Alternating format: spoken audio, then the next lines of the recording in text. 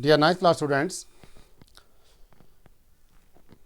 today we are going to start your chapter number 3rd, that is linear equation in two variables, exercise 3.3, question number 8.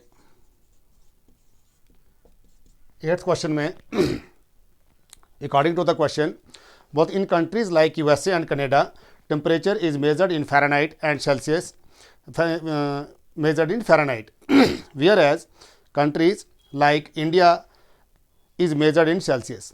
Here is the linear equation that converts Fahrenheit to Celsius. देखो हमारे पास एक equation दी होती है, बोलते जैसे कुछ countries में temperature जो है उसको मेजरमेंट किया जाता है फ़ारेनहाइट में, और लाइक जैसे इंडिया में इसको मेजरमेंट किया जाता है सेल्सियस में. तो आपको क्या काम करना है, इसकी एक लीनियर इक्वेशन बनानी है और लीनियर इक्वेशन के बाद आपको इसका ग्राफ ड्रा करना है.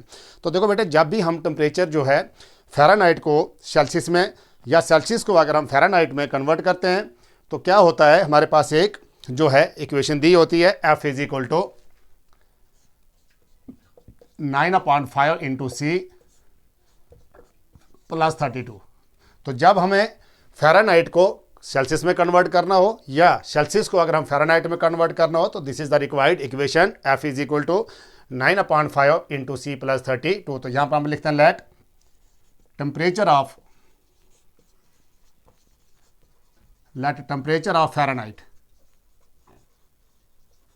लेट करते हैं हम टेम्परेचर फ़ारेनहाइट के क्या रखते हैं हम x डिग्री, एंड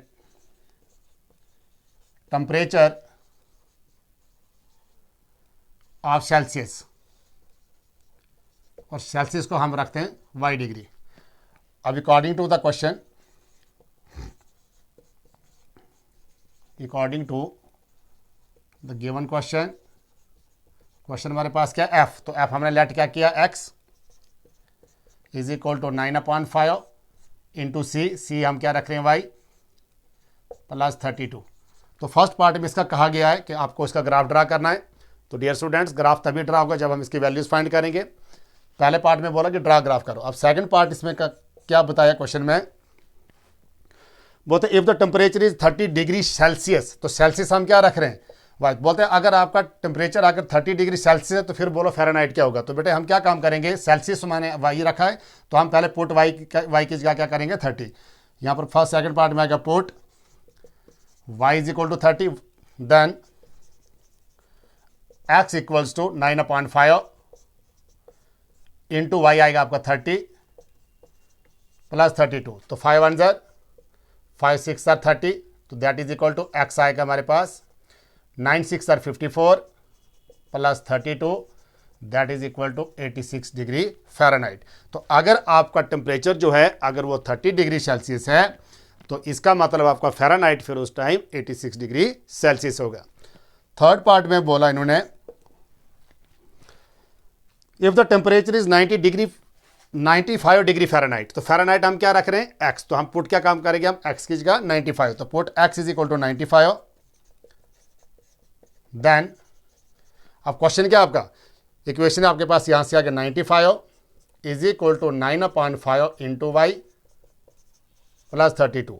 और हम इसको लिख सकते हैं डियर स्टूडेंट्स 95 प्लस 32 है, ट्रांसपोज कर लो, minus 32 is equal to 9/5 Y.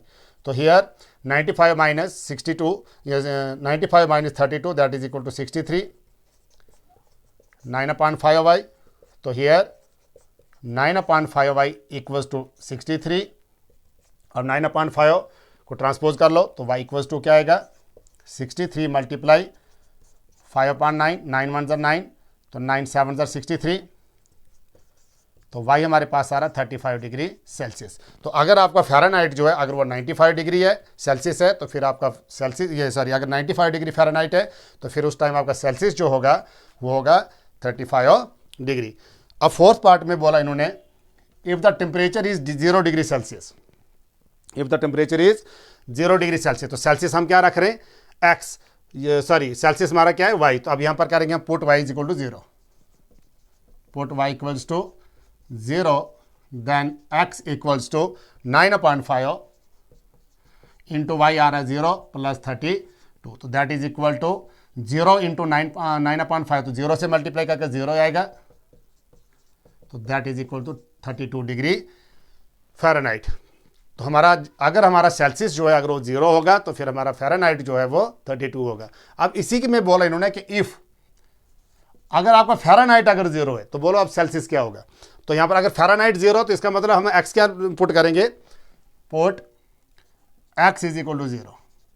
Then क्या आएगा अब यहाँ पर एक्स का 0 इक्वल्स टू 9/5y प्लस 32। तो हियर 32 को ट्रांसपोज कर रहा हूँ इस साइड, तो यहाँ से आएगा -32 9/5y, और हम लिख सकते हैं यहाँ पर 9/5y इज इक्वल टू -32 और y इक्वल्स टू -32 मल्टीप्लाई 5/9।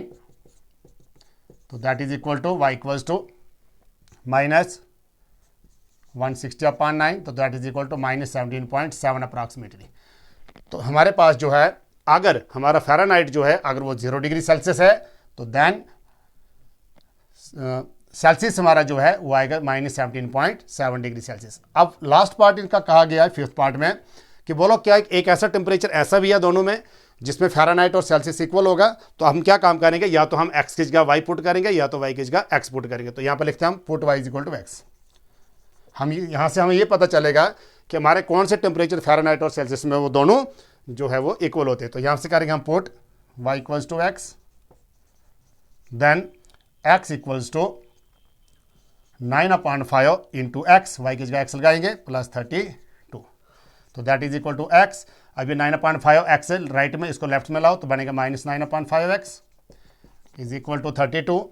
तो हियर 5 एलसीएम आएगा, 5 इंटू एक्स आएगा 5x -9x इक्वल्स टू 32। तो that is equal to 4x equals to 32 into 5। तो जब 32 और 5 को मल्टीप्लाई करेंगे तो हमारे पास आता है 160। तो that is equal to x is equal to 160/-4। तो यहाँ से आएगा -40 डिग्री।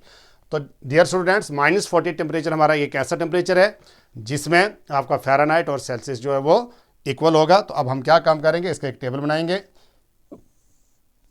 और देन उसका हम ग्राफ ड्रा करेंगे।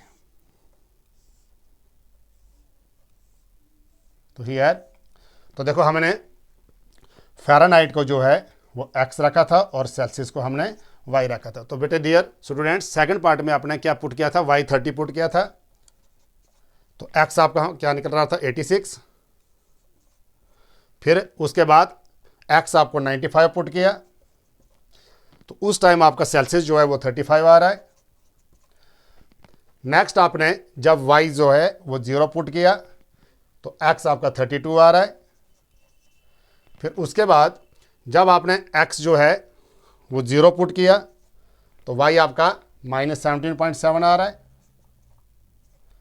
और लास्ट में -40 और -40 टेम्परेचर एक ऐसा है जो दोनों में इक्वल है। तो हम क्या काम करेंगे डियर स्टूडेंट्स, आप अपनी ग्राफ कॉपी लेकर तो इस ग्राफ को आपने ड्रा करना है। तो ग्राफ तो आपको ड्रा करना आता ही है। तो डियर स्टूडेंट्स ग्राफ आप इसका जैसे देखो, अब इनको आपने क्या काम करना है, इस टाइप से 2 परपेंडिकुलर लाइन्स ड्रा करोगे। तो डियर स्टूडेंट्स इसमें आप 5 का गैप रखोगे, दैट मीन्स इक्वल टू ये ओरिजिन, ये आएगा आपका 5, यह है 10, हियर 15, तो सो ऑन, यहाँ पर 5, 10, 15। तो यहाँ से आप इसका ग्राफ जो है ड्रा करोगे तो ग्राफ में आपको एक स्ट्रेट लाइन मिलेगी। तो डियर स्टूडेंट्स अगर आपको ये वीडियो अच्छी लगी तो इसको कमेंट करना ना भूलें, शेयर ज़रूर करना और सब्सक्राइब ज़रूर करना। Thanks my dear students.